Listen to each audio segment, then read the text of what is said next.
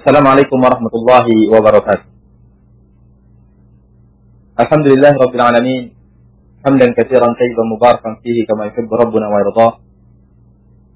Wassalatu wassalamu ala asyrafil anbiya'i wal mursalin wa ala alihi wa sahbihi ajma'in. Amma ba'd.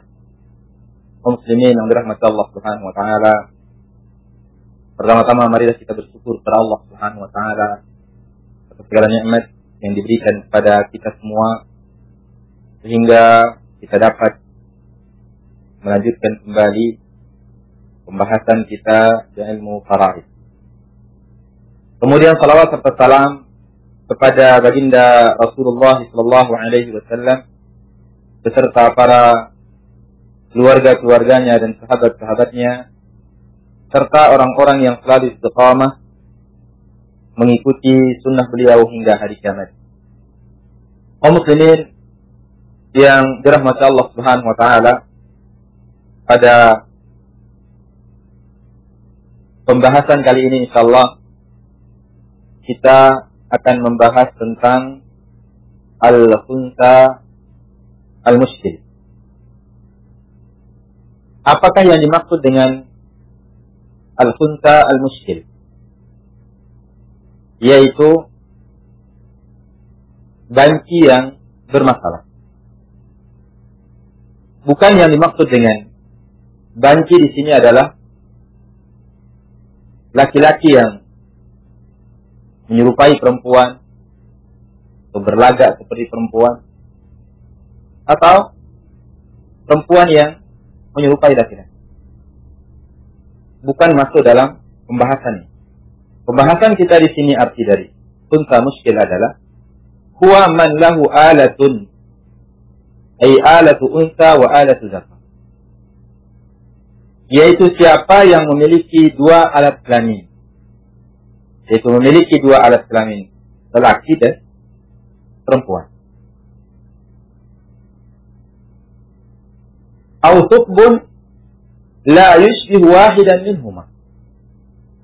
Atau ia hanya sekedar lubang yang mana tidak menyerupai keduanya, tidak menyerupai alat kelamin lelaki, tidak juga menyerupai alat kelamin perempuan.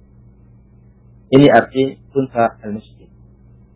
Artinya di sini adalah dia memiliki dua alat kelamin laki dan alat kelamin perempuan, atau tidak memiliki dua-duanya. Karena ini adalah penentu ke mana arahnya atau berapa yang dia akan diberikan warisan.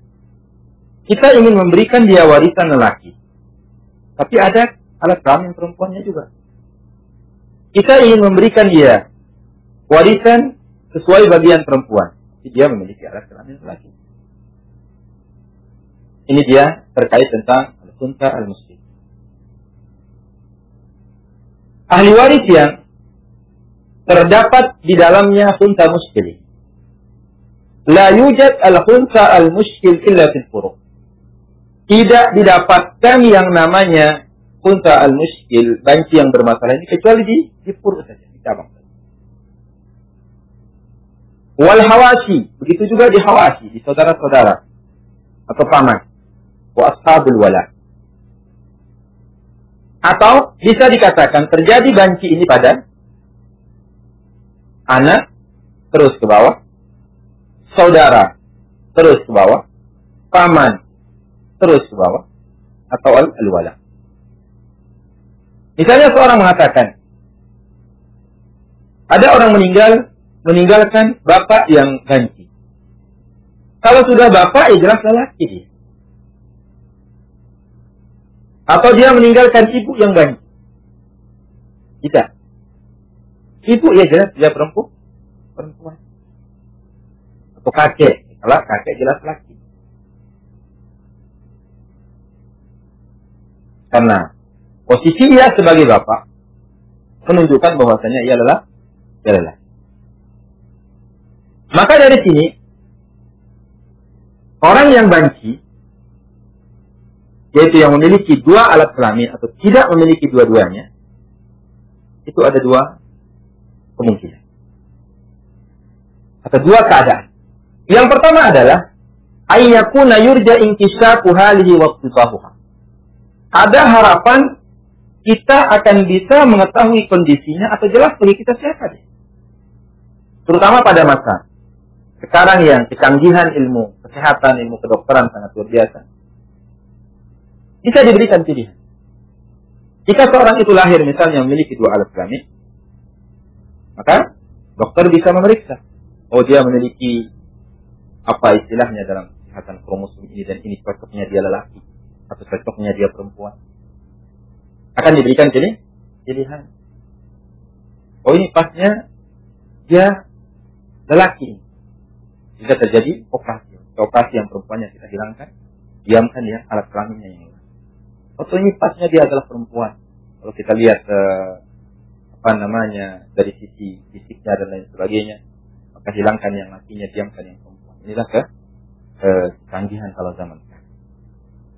Maka orang-orang terdahulu akan melihat kejelasannya dia laki atau tidak dilihat dari sisi tabiat. Yang pertama, bauluhu min ihda alatai. Dilihat karena dia punya dua alat kelamin, kencingnya itu keluar dari mana? Akramallahu wa iyyakum. Kencing itu air kencingnya keluar dari mana? Kalau yang keluar air kencingnya dari laki, maka dia dihukumi laki. Kalau dia air kencingnya keluar dari perempuan, maka dia dihukumi perempuan. Akan tapi, fa in bala minhuma, kalau dia keluar air kencingnya dari kedua-duanya. Dari alat kelamin laki dia keluar, dari alat kelamin perempuan juga dia keluar. Apa yang dilihat oleh orang-orang terdahulu? Bagi asrafihima. Lihat mana yang duluan keluar. Lihat mana yang duluan keluar. Kalau yang keluar dari laki duluan, maka dia dihukumi laki. Kalau yang keluar dari perempuan duluan, maka dia dihukumi perempuan. Kemudian bermasalah lagi. Ini salah ya. Kalau dia serentak keluarnya. Ketika dia membuang air keluar bersamaan dari alat kelamin lakinya dari alat kelamin perempuan. Apa yang dilakukan? Fabillati yakturu bauluhu minha. Maka dilihat dari sisi mana yang lebih banyak. Mana yang lebih banyak keluarnya. Apakah dari alat kelamin lakinya lebih banyak keluar air kencingnya atau dari alat kelamin perempuan. Kalau sama banyaknya, lihat pada sisi yang lain. Dia haid atau tidak? Lihat alat kelamin perempuannya. Haid. Dari sisi lakinya diperhatikan. Dia tumbuh jenggotnya atau tidak? Atau dia keluar maninya atau tidak? Atau dia burus kadjaihi? Atau dadanya nampak atau tidak? Artinya menunjukkan dia perempuan atau tidak? Artinya ada kemungkinan itu akan ditemukan kalau dia tumbuh besar. Akan dilihat kecondongannya kalau dia tumbuh besar. Apalagi pada zaman sekarang ini tingkat ilmu kedokteran bisa dilakukan.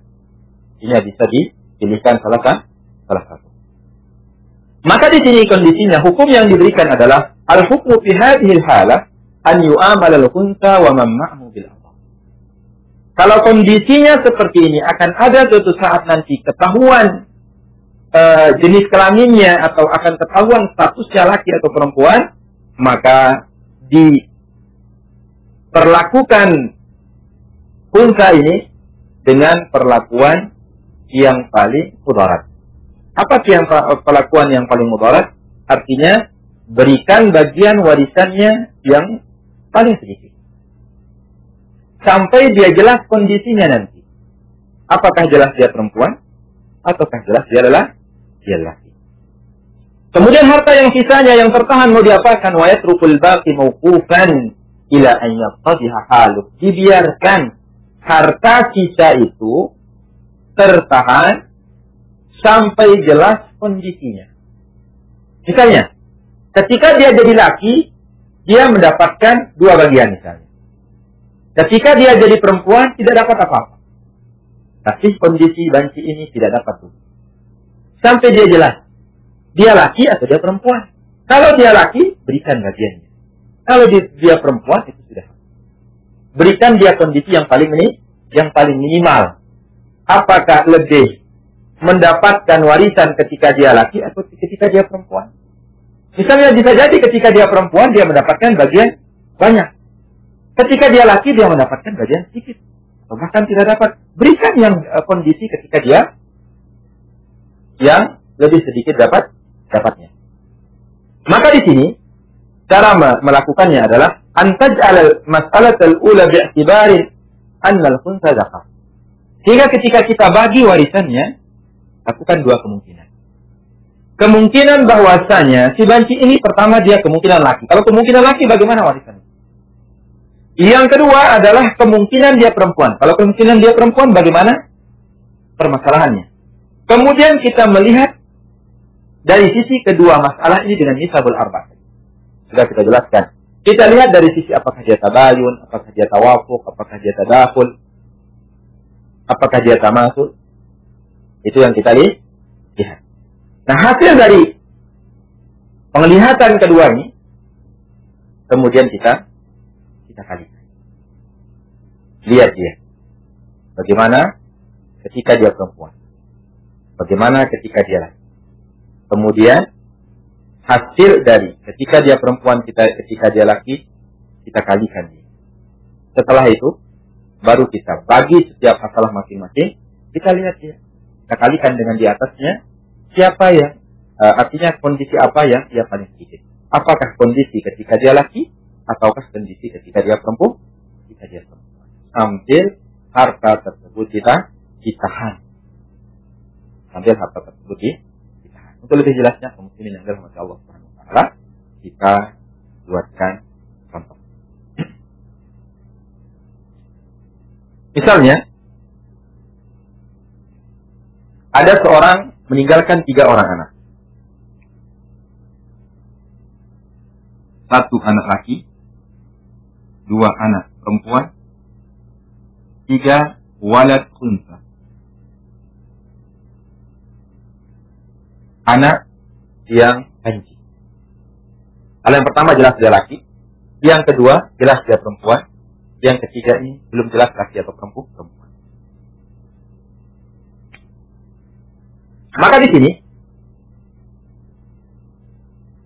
ini anak laki, anak perempuan, ini anaknya yang banci, artinya belum jelas kelaminnya. Maka di sini kita buat 2 kemungkinan. Yang pertama kemungkinan laki, yang kedua kemungkinan perempuan. Ini kita taruh tandanya za, ini zakar laki, ini unsa perempuan. Dzukurah atau unutha. Kalau dia laki, jelas dia zakar ini suhadzil unsayani. Berarti asal masalahnya 5. Ini dihitung 2, ini dihitung 1, jelas perempuan, ini dihitung 2. Karena dia laki. Kalau kemungkinan dia perempuan, ya ini laki, anak yang laki dapat 2 bagian, anak perempuan dapat 1 bagian. Berarti permasalahannya 4, ini 2, ini 1, ini 1. Nah, ini kemungkinan laki, kemungkinan perempuan. Ini kalau ada harapan. Kalau ada harapan akan ketahuan kelaminnya nanti. Artinya akan ketahuan kecondongannya kemana. Ternyata dia ingin menikah sama orang perempuan. Oh, berarti dia laki nih, karena keinginan sama perempuan. Kalau dia ingin menikah sama orang laki, oh, berarti dia perempuan. Akan kemungkinan ketahuan. Maka di sini antara permasalahan pertama dengan permasalahan kedua, lihat asal masalahnya. Oh, permasalahan pertama ketika dia laki asal masalahnya 5. Ketika dia perempuan asal masalahnya 4. Lihat hubungan kedua asal masalahnya. Antara 5 dengan 4. Oh, hubungannya adalah tabayun. Kalau tabayun diapakan dikalikan. Berarti 4 kali 5 sama dengan berapa? 20. Karena kemungkinan ini nanti di sini 4, di sini 4. Kemungkinan di sini 6, di sini 4. Kan kemungkinan tergantung ahli waris yang ditinggalkan. Nah, karena ini adalah tabayun, tinggal dikalikan 4 kali 5 sama dengan 20. Setelah itu dibagi setiap mereka. 20 bagi 5 4. 20 bagi 4 5. Nah, sekarang kita kalikan setiap bagiannya, kemudian kita berikan bagian yang paling sedikit. Antara dia perempuan atau dia laki, mana yang lebih sedikit? Kita kalikan misalnya. 2 kali 4 8. 2 kali 5 10. Mana yang lebih sedikit? 8. Berarti kasih dia 8 dulu.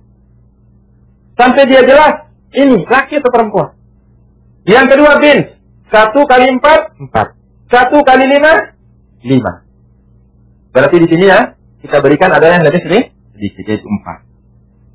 Nah, yang ini sekarang, yang ketika dia laki, yang banci ini, mana yang kita berikan kepadanya? Kunsa muskil ini. 2 kali 4 8. 1 kali 5 5. Maka kita berikan dia yang paling sedikit, yaitu 5. Coba kita jumlahkan ini sekarang. 4 tambah 8 12. Tambah 5 17. Sisa berapa? Sisa 3. Nah, 3 ini adalah al-mauquf namanya. Apa arti mauquf? Harta yang ditahan. Sampai kapan? Sampai ketahuan kondisinya. Oh, ternyata dia laki ini. Kalau dia laki, berarti lidzakar ini sudah hadir.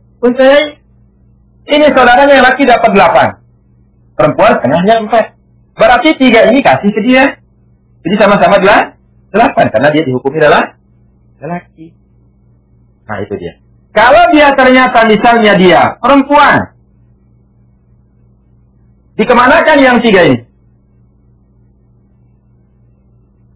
Kalau dia perempuan. Berarti lidzak kali ini sudah hadir unsayain. Nah, ini dibagi. 1 kasih ke sini, 2-nya kasih ke sini. Berarti ini dapat 10, ini dapat 5, ini dapat 5. Nah, itu dia. Kalau dia ketahuan ujungnya adalah statusnya perempuan. Seperti ini kita perlakukan. Oh, statusnya laki. Sudah kasih kepada dia. Nah, ini adalah tentang masalah kalau dia banci. Ini cara kita membaginya. Ini kalau kondisinya ketahuan. Ada harta yang ditahan. Sampai apa? Sampai ketahuan statusnya. Dia laki atau dia perempuan. Kalau dia laki, sudah 3 ini kasih ke dia.